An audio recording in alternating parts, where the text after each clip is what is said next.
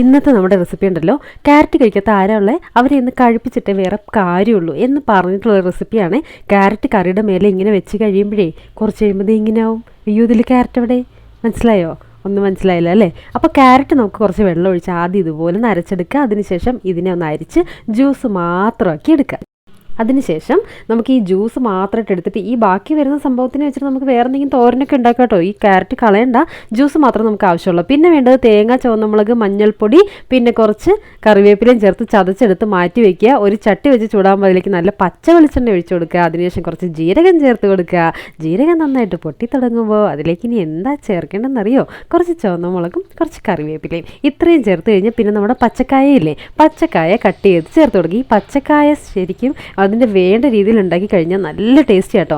പച്ചക്കായയിൽ കുറച്ച് ഉപ്പും കൂടെ ചേർത്ത് കൊടുത്തതിന് ശേഷം ഇതിന് ആദ്യം ഒന്ന് എണ്ണയിലൊന്ന് ഇതുപോലെ ഒന്ന് ഇളക്കി യോജിപ്പിച്ചതിന് ശേഷം നമുക്ക് ബാക്കി കലാപരിപാടിക്ക് ചെയ്യാം. പച്ചക്കായ ഇപ്പോൾ ഏകദേശം നമ്മുടെ ചൂടിലൊന്നും ഇങ്ങനെ ആയിട്ടുണ്ട്. അതിനുശേഷം ഇതിലേക്ക് ചേർക്കേണ്ട ചതച്ച് വെച്ചിട്ടുള്ള തേങ്ങ, ചുവന്നമുളക്, പിന്നെന്തായിരുന്നു, കറിവേപ്പില, മഞ്ഞൾപ്പൊടി ഇത്രയും കൂടെ ചതച്ച് വെച്ചതിന് ഇതിലോട്ട് ചേർത്ത് കൊടുക്കുക. കുറച്ച് അരപ്പ് ഞാൻ മാറ്റി വെച്ചിട്ടുണ്ട്. അപ്പോൾ പാകത്തിന് ചേർത്ത് കൊടുത്തിട്ട് ഇനി ഇത് എന്തിലാണ് വേവിക്കുന്നറിയോ? നമ്മുടെ ക്യാരറ്റ് ജ്യൂസിലാണ് ഇത് വേവിച്ചെടുക്കുന്നത്. ഞാൻ പറഞ്ഞില്ലേ, കറിയുടെ മുകളിൽ ക്യാരറ്റ് വെച്ച് എങ്ങനെ ഇരിക്കും, കറിയുടെ ഉള്ളിൽ ക്യാരറ്റ് ജ്യൂസ് ഒഴിച്ചാൽ എങ്ങനെ ഉണ്ടാവും? ഈ ക്യാരറ്റ് ജ്യൂസ് ഈ അരപ്പും കൂടെ ചേർന്നിട്ട് ഈ പച്ചക്കായ്ക്കൊരു മണവും ടേസ്റ്റും ഉണ്ട്. എൻ്റെ സാറേ, ചുറ്റുകളൊന്നും കാണാൻ പറ്റില്ല എന്ന് പറയില്ലേ, അതുപോലെ തന്നെ നമുക്കിങ്ങനെ ഇതിൻ്റെ ഒരു സ്മെല്ല് പോയി എന്ത് രസമാണ്.